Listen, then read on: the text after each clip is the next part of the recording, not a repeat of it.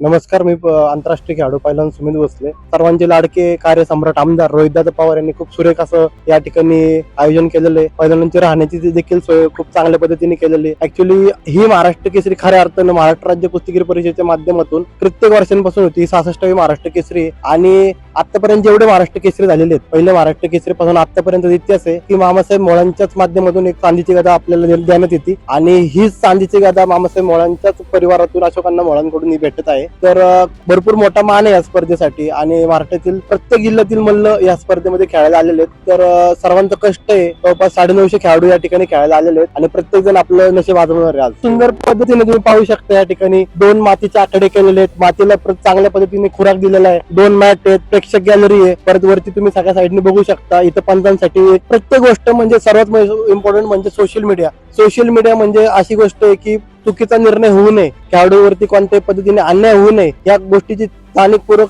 पूर्ण पद्धतीने चांगल्या पद्धतीने काळजी घेतलेली आहे. त्याच्यामुळं सोशल मीडिया भरपूर स्ट्रॉंग आहे. कोणत्याही खेळाडूवर अन्याय होणार नाही याची पूर्णपणे लक्ष देण्याचं काम रोहितदादा पवार आणि माननीय बाळासाहेब लांडगे सरांच्या माध्यमातून महाराष्ट्र राज्य कुस्तीगीर परिषदेने ही जबाबदारी चांगल्या पद्धतीने पार पाडण्यात येईल.